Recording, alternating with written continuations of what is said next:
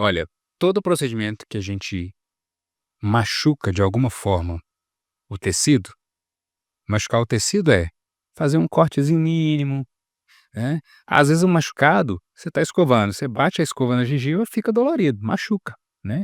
Então, tudo que a gente machuca, dói. Essa dor, até certo ponto, ela só está mostrando pra gente que o seu organismo está respondendo e está cicatrizando. Uma hora essa dor vai cessar. Agora, os procedimentos eles têm que ter um controle de dor, e o Oi, dentista ele gente, bom sabe dia, fazer boa isso tarde, muito bem. boa noite. Estamos aqui com mais um episódio do Papo de Molar. Eu sou a Marcela, host, juntamente com a Monize. Estamos aqui com um convidado muito especial e Monize tem aquela dúvida de sempre. Vamos lá, pessoal. Marcela, eu vou ter que tirar o siso, mas só que eu tenho diabetes e pressão alta. Será que vai dar ruim ou vai dar péssimo? Fica aqui com a gente hoje que o Dr. Aécio vai responder tudo e vocês também vão adorar esse episódio porque tá muito interessante e cheio de conteúdo bacana, gente. O Dr. Aécio, nosso convidado de hoje, ele é cirurgião bucomaxilofacial, especialista em DTM e dor orofacial, mestre em estomatologia, fellow da AOCMF da Universidade de Hamburgo, na Alemanha, e professor da graduação e coordenador de cursos de pós-graduação em odontologia. Doutora Aécio, seja muito bem-vindo. É um prazer ter você aqui conosco. Obrigada por ter aceito nosso convite. E aproveitando a pergunta da Monize, o que vai acontecer? Ela pode realizar a cirurgia tranquila? Vai dar tudo certo ou vai dar ruim e péssimo? Porque ela tá achando que vai dar ruim e péssimo. Eu que agradeço o convite, é um prazer estar aqui falando com vocês, e vai dar ótimo, vai dar ótimo. Se a gente não tiver esse raciocínio, a gente não consegue atender nenhum paciente, porque grande parte da população tem hipertensão ou diabetes ou os 2. Então, o mais importante é a gente entender o seguinte: como é que está o controle dessa hipertensão, dessa diabetes? Esse é o ponto fundamental. Então, se você tem pressão alta ou diabetes, é fundamental estar em contato com o médico. No caso do hipertensão, cardiologista; no caso da diabetes, o endocrinologista, ou o clínico geral, que faça o acompanhamento. É muito importante que essas consultas regulares elas aconteçam justamente para o médico te orientar, prescrever o medicamento correto, na dose certa, ajustar a dose e acompanhar, para ver se você vai manter esses níveis bons, tanto de pressão quanto da glicose, ou no caso a glicemia, como a gente costuma dizer, para que você consiga fazer o procedimento sem chances de complicação. Claro que toda cirurgia tem risco de complicação, mas fazendo tudo certinho a gente consegue fazer uma cirurgia num paciente diabético, hipertenso ou até com outras condições, pacientes com distúrbio de tireoide, entre outras coisas, sem aumentar tanto as chances de algum risco. Então, o mais importante é a gente ter sempre esse controle. Como é que está o controle da pressão e da glicemia? Esse eu acho que é o ponto fundamental. E o mais importante é o paciente não omitir que, às vezes, a gente recebe paciente no consultório que tem hipertensão e quando a gente pergunta assim: "Ah, tomou o remédio hoje?" Fala: "Não, acordei bem. Aí eu acho que não precisou tomar", e quando vai ver já tem 3 dias sem tomar um remédio da hipertensão, já ou até esquece que tem hipertensão, porque já tem tantos anos que toma o remédio, assim como diabetes. A gente acaba recebendo esses pacientes, né, principalmente você que é da cirurgia. Sim, isso acontece muito, eu acho que esse é um ponto importante. Primeira coisa é o paciente saber que ele tem alteração e aceitar isso, que o paciente tem que aceitar que ele tem aquela condição. E eu vou me colocar nessa jogada. Recentemente eu tive que começar a tomar medicamento para controle do colesterol, muito embora eu não queria. E aí eu vou abrir o jogo, eu não queria mesmo não. Quando eu fiz os primeiros exames, logo depois da pandemia, eu fiquei um tempo sem fazer exame, e isso não é certo, é errado, erro meu. Quando eu fui fazer os exames estavam todos descontrolados. Tá, o médico olhou e falou: "É isso, a gente precisa tomar uma atitude, senão daqui a pouco você vai ficar hipertenso, diabético, colesterol alto". Eu falei: "Tá bom, então o que que nós vamos fazer? Olha, a gente precisa controlar e primeira coisa que a gente tem que controlar é, vai fazer uma atividade física regular, você não está fazendo atividade física regular, procura uma nutricionista para controlar a sua alimentação, que eu vejo que você está alimentando não muito bem, razoável, mas pode melhorar. Então acho que esse é o primeiro passo. E se isso não melhorar, na próxima vez que você voltar aqui daqui 6 meses, provavelmente nós vamos ter que começar com medicação. Aquilo me assustou. Eu falei: "Então, vou correr atrás do prejuízo". E aí comecei a fazer atividade física, ia correr na rua, né. Não necessariamente tem que ser algo caro não. Peguei o tênis que eu tinha em casa, falei: "Vou fazer caminhada, vou sair do sedentarismo". E aí, fui procurar um aconselhamento nutricional. Hoje em dia a gente tem várias formas de conseguir isso, né. Se você entrar no ChatGPT, faz uma dieta para mim, ele vai fazer. Claro que não vai ser algo personalizado, não é o ideal, mas a gente já tem um ponto de partida. E claro, assim, hoje em dia você consegue profissionais de todas as áreas, então a gente consegue também acessos a bons profissionais. Então, feito isso, eu fui e fiz tudo certinho. Aí eu fiquei com 6 meses, olha lá, melhorou, mas ainda tem que melhorar mais. Falei: "Não é possível, ué. Então vamos melhorar mais", e fui melhorando. E aí depois de 1 ano e meio já nesse acompanhamento, todos os exames melhoraram, exceto um, que era do colesterol. Meu colesterol, apesar de tudo ter melhorado, o colesterol continuou piorando muito. E aí a médica falou: "Ah, isso não tem jeito. Agora a sua genética falou mais alto". E eu tenho história de paciente com colesterol alto na minha família, né, meus familiares, muitos têm. Então eu tive que começar a tomar medicação para colesterol há cerca de 3 meses atrás, a contragosto, que você fica naquela assim, aquela sensação, não consegui. Então a sensação de um fracasso, assim, sabe. Sim. E eu falei: "Olha, fugiu do meu controle, eu fiz o que dava para fazer e fiz mesmo, me comprometi muito com a minha saúde, que é o maior bem que a gente tem, né, se eu não estiver bem, eu não estou bem nem com meus filhos, com os meus pacientes, né". Então, feito isso, a contragosto, eu comecei a tomar medicamento, porque em última análise eu pensei o seguinte: "Olha, não queria, mas é melhor tomar o remédio do que infartar". Então eu não queria era correr o risco de ter um entupimento de artéria, porque estava com colesterol alto, que é o risco que a gente tem. Então comecei a tomar e estou acompanhando, né. Então faço os exames regulares, então acho que esse é o ponto, é a gente entender que a gente tem, a gente aceitar e fazer o controle. Não adianta nada tomar medicamento um dia, outro não, um dia sim, um dia não. Medicamento de pressão, medicamento de controle da glicemia, que são os medicamentos para diabetes, eles não funcionam assim. Eu não sou a melhor pessoa para dizer isso, mas eu estudo muito isso, então eu sei. O cardiologista, o endocrinologista ou o médico clínico geral que seja, ele também vai falar isso para o paciente, então é muito importante. Saber que a doença existe, aceitar, tratá-la adequadamente. Tratar adequadamente é tomar a medicação prescrita, voltar nos acompanhamentos, fazer esse acompanhamento médico. Então, se tiver tudo dentro desse contexto, você pode fazer qualquer cirurgia que dificilmente a gente vai ter um problema que a gente não teria com qualquer outro paciente. Então, se tiver uma complicação, é porque ela tinha que acontecer mesmo, faz parte do risco. Então, a gente sempre vai ponderar qual que é o risco-benefício dessa cirurgia. Onde eu tenho um benefício muito grande e mínimos riscos, faço a cirurgia. Onde eu tenho riscos muito grandes e benefícios pequenos, não faço a cirurgia. Ou, no meu caso, eu não indico a cirurgia para o paciente. Então, acho que a gente tem que entender esse contexto todo. Então, a gente tem vários medicamentos que a gente pode prescrever e muitas vezes o paciente começa a tomar o medicamento antes da cirurgia, porque tem medicamento que ele tem um efeito melhor quando ele começa a ser tomado antes. E a gente vai manter isso por algum tempo. Quanto tempo? Depende. Cirurgias maiores têm um pouquinho mais de desconforto, cirurgias menores têm um tempo menor de desconforto, mas tudo depende, mais uma vez, claro, da capacidade técnica, do conhecimento do profissional que está realizando o procedimento e também desse manejo e da gente entender o que a gente pode ou não fazer depois da cirurgia. Não adianta o dentista fazer tudo certinho e depois o paciente não seguir as recomendações.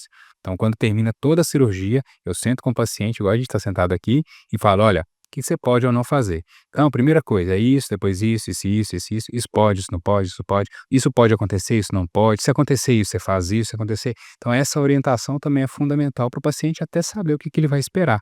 O que pode acontecer depois da cirurgia? Então, ele precisa estar muito bem informado. O paciente informado, ele também segue melhor as orientações. Se você segue tudo que foi recomendado, a chance de a gente ter problema é muito menor, inclusive a dor. Então, a gente consegue minimizar muito a dor seguindo essas orientações, porque essas orientações, elas têm como objetivo fazer com que o seu pós-operatório seja o melhor possível. Se o paciente negligencia isso, ou não dá ouvidos, ou não cumpre certinho, ele pode ter mais dor. Mas hoje a gente já tem todas as ferramentas no consultório em termos E os procedimentos, eles causam dor? de Olha, da todo prescrição de procedimento que a gente medicamentos, o tipo de medicamento que machuca de alguma forma pra gente controlar o isso ao tecido, máximo. hoje em dia é muito Machucar comum a o gente fazer uma tecido cirurgia no fazer um consultório e o paciente cortezinho fala: "Ó, mínimo, você falou né. que tinha que tomar Às vezes o esse, machucado, eu você nem tá queria tomar escovando, você dipirona bate a no dia escova na gengiva, depois da fica cirurgia", dolorido, aí eu machuca, falo: "Não, mas é né. Então, importante, tudo que a porque a gente dipirona ela vai machuca, conter um dói. poupador e aí daqui Essa dor 2, até 3 certo dias já ponto tá ela tudo só tá mais mostrando estável, pra aí você não vai gente precisar que tomar o mais. seu Então organismo toma tá aqui 2 dias respondendo ou 1 dia, e tá dependendo da cirurgia, cicatrizando. Uma hora ou essa dor toma vai aqui 3 cessar. dias. Se é Agora, dipirona, se é os procedimentos nimesulida, eles têm que ter um dependente do controle de dor, medicamento, que o cada dentista ele profissional vai sabe fazer trabalhar de esse uma controle. forma, mas a gente tem vários medicamentos à disposição para que o pós-operatório do paciente seja o mais ou menos desconfortável possível. Um desconforto sempre tem, mas não pode ter uma dor forte demais também não. E aí, se essa dor muito forte acontecer, o recomendável conversa com o profissional, fala: "Olha, estou sentindo assim, assim, assado, isso é normal?" Eu falo com o paciente. Perguntar não ofende. Então, tá na dúvida? Me pergunta para não fazer nada errado, que assim a gente consegue ter um percurso melhor ali no pós-operatório. Pensando aqui quando você falou sobre normal, sangramento, porque a gente sabe, eu fiz uma cirurgia, terei sangramento. O quanto de sangramento eu posso considerar normal? Ai, cuspi ali, saiu sangue. Ou tô cuspindo a cada 5 minutos com muito sangue. Qual que é esse considerado normal que eu falo: "Ai meu Deus, vou ter que ligar para o AS"? Olha só, eu gosto de orientar o paciente da seguinte maneira: toda cirurgia a gente vai esperar que um pouquinho de sangramento aconteça até 3, 4 dias talvez depois da cirurgia. Então é muito comum. Você fez uma cirurgia hoje e, por exemplo, vamos supor que hoje seja segunda-feira. Então a gente pode esperar um pouquinho de sangramento. Segunda, terça, quarta, talvez quinta. Então 3, 4 dias, um sangramento que acontece quando? A pessoa às vezes vai alimentar, ela sente um gostinho de sangue. A pessoa vai conversar e de repente o cantinho da boca está um pouquinho sujo de sangue. Ela acorda às vezes porque dormiu um pouquinho de lado, o travesseiro tem uma mancha de sangue. Às vezes o pessoal assusta, né? E eu falo com o paciente: olha, travesseiro é algodão, a fronha é algodão. Então cai uma gotinha, na hora que absorve, vira uma gotona, parece que você teve um sangramento a noite toda. Na verdade, é só aquela gotinha que espalhou. Isso acontece. Então, o primeiro ponto é não assustar. Sim. Esse tipo de sangramento é normal. Vai escovar dente, às vezes, acabou de escovar dente, você vê a escova sair um pouquinho suja de sangue. Isso é normal. O que não pode acontecer? É o paciente encher a boca de sangue, aí ele vai lá no banheiro, lava, espera, passa 5 minutos, boca cheia de sangue de novo. Opa, isso não está normal. Então, a primeira recomendação sentiu esse nível de sangramento, lava a boca com água gelada, mantenha a cabeça mais alta, que toda vez que a cabeça está mais alta, a gravidade ela puxa o sangue para baixo, digamos assim. Então, vai chegar menos sangue na cabeça, a chance de a gente ter mais sangramento lá na boca é menor. Então, lava com água gelada, mantenha a cabeça um pouco mais alta, tenta encontrar de onde que está vindo o sangramento, provavelmente vai estar vindo da região da cirurgia. Nessa região, a gente pega um rolinho de gaze, coloca e aperta. Quando a gente corta, a gente aperta em cima do corte. Sim. Então, a gase ela tem que apertar ali na região em cima da cirurgia. É uma pressão controlada, deixa ali 10 minutinhos, às vezes isso é suficiente para o sangramento. E ao mesmo tempo a gente pode fazer o gelo por fora do rosto aqui, ó. Então, o que não pode fazer? Primeiro, ficar mexendo demais. Tudo que você movimenta demais tem mais risco de sangramento. Segunda coisa que não pode, coisa quente. Então, tudo que é quente faz sangrar. Tudo que é gelado diminui o sangramento. Por isso que eu tô falando, lava a boca com água gelada, coloca gelo no rosto, e onde está sangrando a gente aperta. Então, coloca um rolinho de gaze e morde e deixa. Agora, continua sangrando muito, aí você tem que ligar para o seu profissional e falar: olha, está acontecendo isso e isso, sangrou bastante, e aí ele vai te orientar e vai entender como que vocês vão tratar esse sangramento. Ótimo. E se eu sou um paciente muito ansioso, eu posso fazer o procedimento tomando algum remédio, sob sedação? Todo paciente pode, ser submetido ao procedimento de sedação? Via de regra, sim. Se a gente pensar em poder, pode. A sedação, ela vai trazer uma série de benefícios. Primeiro benefício, conforto. O paciente chega no consultório, toma um medicamento ou administra-se o medicamento, aí dependendo do tipo de sedação que a gente está fazendo, tem vários tipos. Tem a sedação que o dentista faz, tem a sedação que o dentista prescreve o medicamento, o paciente toma já no consultório ou toma uma noite antes ou na noite anterior, depende do tipo de medicamento. Tem a sedação que a gente faz no consultório com óxido nitroso, que é um gazinho que a pessoa vai respirando esse gás e isso diminui muito a ansiedade. E tem um nível um pouco mais profundo de sedação, que é quando o médico anestesista está junto com a gente no consultório. Então a gente pode associar tudo isso. Via de regra, a sedação ela vai te dar um conforto, porque a partir do momento que a gente começa a sedação, o paciente fica mais tranquilo, ele tolera melhor os desconfortos do tratamento, que querendo ou não, mexer na boca é um pouco desconfortável mesmo, né? Então, a gente acaba tendo todas essas práticas em prol do conforto do paciente. Então, esse é o primeiro ponto. O segundo ponto é que, como a gente está menos ansioso, a pressão sobe menos. Claro que a gente fica um pouquinho ansioso, assim, ninguém gosta de fazer uma cirurgia, né? Se faz porque muitas vezes é preciso. Então, a partir do momento que a gente começa a sedação, a pressão muitas vezes abaixa um pouquinho. Se a pressão está mais baixa, o sangramento da cirurgia, se for uma cirurgia, é menor.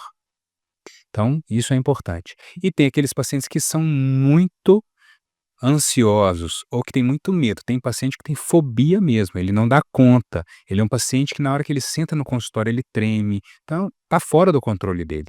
Então, primeira coisa, talvez que faça sentido é ter uma boa conversa com o profissional. Falar o seguinte, olha, eu tenho muito medo de dentista e o paciente ele se abre mesmo. A gente precisa saber. Recentemente eu atendi uma paciente no consultório, ela falou, Aécio, só tô vindo aqui porque não tem jeito, eu tô com o dente doendo, mas eu morro de medo, eu tenho pavor de dentista. E ela me contou uma história. Então, só essa história dela foram aí 30, 40 minutos. E eu estava escutando porque eu queria entender realmente. Então, o profissional ele precisa também querer entender o que o paciente está falando, entender onde é que o calço ou o calo aperta e está doendo, né? A gente que sabe onde é que o calo aperta. Então, a gente precisa entender do paciente. Deixa eu entender, por que você tem tanto medo? Que às vezes é uma coisa que não faz sentido. E aí o profissional pode orientar e o paciente tranquiliza e fala, não, entendi, então tô mais tranquilo. Então depende muito dessa conversa. Acho que o primeiro ponto é a gente passar essas orientações de modo muito claro e o paciente também se abrir para a gente entender qual que é o ponto que traz mais ansiedade para ele. E a partir desse entendimento a gente traçar a melhor estratégia. Pacientes com muito medo têm mais recomendação ainda de sedação. E ainda algumas cirurgias que são mais avançadas, cirurgias maiores, de maior duração, onde a gente sabe que o próprio paciente ele vai ter dificuldade até para ficar mais tempo com a boca aberta, ou ele vai sentir um pouco de desconforto, a gente acaba tendo que usar um pouquinho mais de anestesia. Então, nesses contextos, a gente pode utilizar a sedação como uma ótima ferramenta para a gente ter o melhor tratamento para o paciente. Eu acho que o objetivo do tratamento, se vai ser com sedação ou sem sedação, é pensar assim, para este paciente, o que é o melhor que eu posso oferecer? Pode até ser que ele não queira fazer todos os níveis de sedação, ou ele não queira uma coisa ou outra, mas é importante a gente, como profissional de saúde, falar com o paciente, olha, você tem isso, o diagnóstico é esse, o tratamento indicado é esse, e as possibilidades de tratar são essas. Essa tem essa vantagem, essa desvantagem, vantagem, desvantagem. Claro, tem os custos envolvidos, tempo de tratamento, tudo isso tem que ser considerado e conversado de forma muito clara com o paciente. Sabendo disso, o paciente consegue fazer a decisão dele. Me veio aqui uma pergunta sobre a questão que a gente começou falando sobre diabetes e hipertensão. E se eu não sou um paciente controlado? O que é isso? Nossa, descobri semana passada que eu tô com pressão alta. Eu comecei a tomar um remédio, mas ela ainda não tá. A gente não achou ainda aquele ponto de equilíbrio do remédio. Eu posso fazer uma cirurgia ou não? Eu preciso aguardar? Ou é aquele paciente que nem sabe quando vai ao médico, surgiu uma dor de dente insuportável e ele precisa ser atendido? Eu consigo fazer essa cirurgia ou esse tratamento? Olha, essa pergunta é muito boa e ela é muito importante, até para que todo mundo entenda mesmo, né? Porque pode parecer que o profissional não está fazendo o procedimento que ele não quer fazer, né? Eu já atendi pacientes SUS, eventualmente até atendo ainda hoje, e pode parecer que você não está querendo fazer o tratamento, você está deixando para lá, sabe? Então, acho que isso não é verdade. A maioria dos profissionais que a gente conhece não vão ter esse tipo de visão. Só que o paciente também precisa entender que o profissional de saúde ele está ali para zelar pela saúde. Então, ele não vai indicar ou realizar um procedimento que coloque a sua saúde em risco. Então, esse é o primeiro ponto. Então, considerando tudo isso, a gente tem que entender que o paciente que precisa fazer um procedimento, que é uma cirurgia, mas não tem a pressão controlada, e é uma cirurgia que a gente pode esperar. O que é uma cirurgia que a gente pode esperar? A gente chama isso de cirurgia eletiva. Por exemplo, eu preciso extrair um dente, mas não é um dente que tem uma infecção, não está fraturado, ou tem uma fratura, mas é uma fratura pequena, né? Ou é um paciente que tem que fazer uma extração porque ele vai colocar aparelho e tem um dente a mais, ou ele tem um dente que vai atrapalhar. Então a gente pode escolher o momento de fazer essa cirurgia. Para essas cirurgias que eu posso escolher o momento, a gente tem que ter todos os parâmetros controlados: pressão, glicemia, uso de medicamentos. Talvez o dentista vai ter que conversar com o médico para saber e entender como que é essa condição que o paciente tem. Então, esse é o ponto fundamental. E a gente está com tudo certinho antes de começar o procedimento, seja ele qual for. Agora, no caso das urgências odontológicas, que são o paciente que às vezes tem uma infecção, uma dor de dente muito forte, ou está num quadro de sangramento, esse paciente ele precisa ser atendido. Em algumas circunstâncias, a gente vai conseguir fazer o atendimento no consultório, com algumas adequações, talvez limitando ali, olha, nós vamos fazer um mínimo resolver aqui, porque, por exemplo, é um paciente que está com a pressão muito alta, eu não posso usar muito anestésico, ou eu tenho uma limitação do tanto de medicamento que eu posso prescrever ou não. É um paciente que às vezes é gestante, então naquele momento não é o melhor momento para a gente fazer, então a gente resolve a urgência e depois que passar aquele cenário, ele volta para fazer o tratamento aí tudo certinho. Então, via de regra, sempre que a gente previne os problemas, a gente tem menos chance de problemas, Uhum. de outras complicações. Primeiro, prevenir o controle da saúde. Segundo, prevenir que problemas bucais aconteçam. Então, se a gente tiver com tudo em dia, a chance da gente ter problema é muito menor. E partindo para a nossa perguntinha diferente do final. Se os dentes pudessem falar durante a menstruação, quem tu está lá? Talvez ele falasse: "Me deixa aqui". Eu acho que a primeira coisa que ele fala assim: "Me deixa aqui". Eu acho que ele ia falar alguma coisa nesse sentido. Ou até: "Me tira daqui", né. "Não, me tira daqui, tá muito apertado", enfim. Mas eu acho que ele falaria muito assim: "Me deixa aqui". Porque a gente tá mudando o que é natural, o dente tá ali e a gente talvez tenha que tirar por diversos motivos, né. Claro que eu não tô falando isso num contexto de que a cirurgia não deve ser indicada, não. Eu acho que muitas vezes extrair um dente é uma forma de evitar mais problemas lá na frente, por mais que, nossa, mas é um dente que não tem nenhum problema, mas às vezes esse dente que não tem um problema hoje, ele pode fazer com que outros problemas surjam depois. Então, às vezes, você tem um dente que tá muito pertinho do outro, colado, e esse dente, às vezes, colado no outro, pode trazer uma lesão para o dente da frente. Então, às vezes, você tira um dente para evitar um problema futuro, porque pode ser um problema, às vezes, mais difícil de tratar. Então, mais uma vez, o profissional vai sempre pôr na balança qual que é o risco e qual que é o benefício desse procedimento, seja ele uma cirurgia ou um outro procedimento que seja. Então, acho que a gente sempre tem que ter em mente isso. E o mais importante é o paciente confiar no profissional. Se você não sente segurança no profissional que está te atendendo, não trate com ele. Por quê? Pode ser um ótimo profissional, mas às vezes aquela relação não está legal.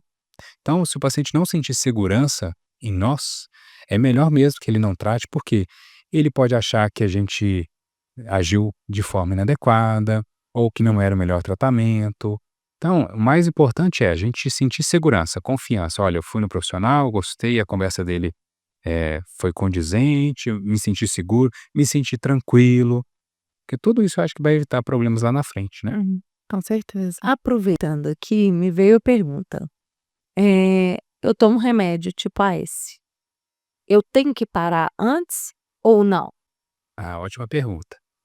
O AS, que é um medicamento que é muito utilizado para prevenir alguns problemas, ou até para tratar problemas que já aconteceram antes, mas essencialmente para prevenir problemas maiores, pacientes, por exemplo, de infarto, ou que já tiveram ou que têm risco de infarto, às vezes até um risco na família, porque muita gente já infartou na família.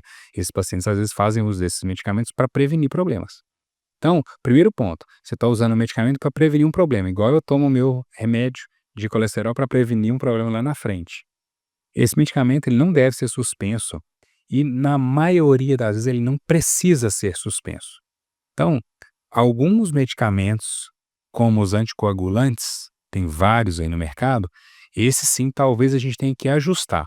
Mas nunca é uma coisa assim: "Ah, vou lá no dentista, eu vou tirar o medicamento". Não, não faça isso. O risco de tirar um medicamento é muito maior do que um risco de sangramento, às vezes, na cirurgia. É muito mais problemático para o paciente não ter o medicamento e fazer a cirurgia, do que não estar tomando o medicamento e fazer a cirurgia. Então é muito importante que o dentista e o médico conversem e aí definam em conjunto: preciso tirar o medicamento ou não?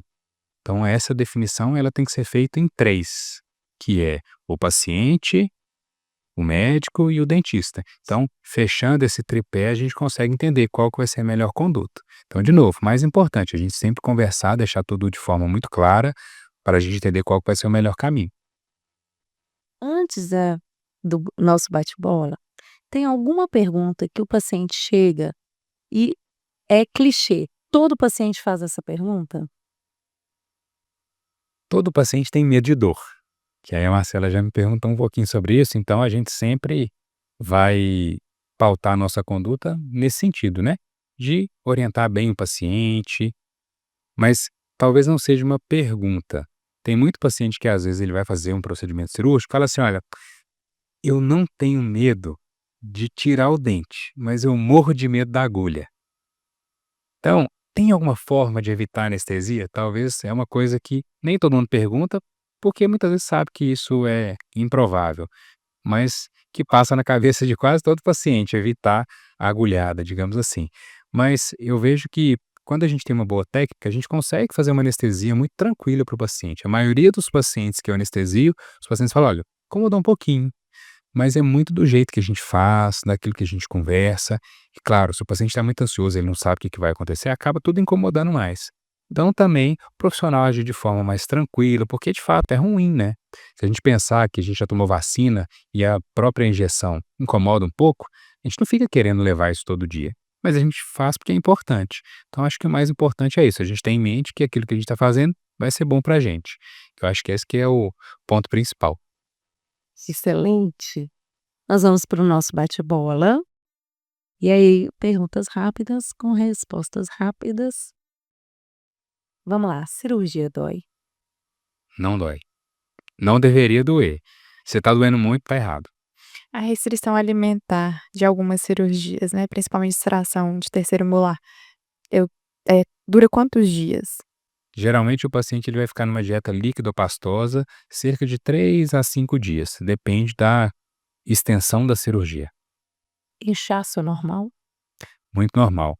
Toda vez que a gente faz uma cirurgia, é comum que a gente tenha um pouquinho de inchaço. Assim como se você bater o braço na maçaneta da porta, vai ficar um pouco inchado. Então é um trauma, incha, mas a gente tem como controlar. Parestesia normal? Parestesia, aquela sensação de dormência que fica muito tempo, não é normal, não é algo que a gente espera. Tem algumas cirurgias que a gente já sabe que vai acontecer e a gente precisa avisar o paciente antes. Mas, felizmente, na maioria das cirurgias, não é normal e, se acontecer, é importante comunicar ao profissional. Preciso fazer bochecho? O bochecho, no pós-operatório, ele vai ser ruim. Porque toda vez que a gente faz o bochecho, aquele movimento do líquido ali, ele tem várias possibilidades de dar algum probleminha. Às vezes maior, às vezes menor. Primeiro problema do bochecho, pode soltar os pontos.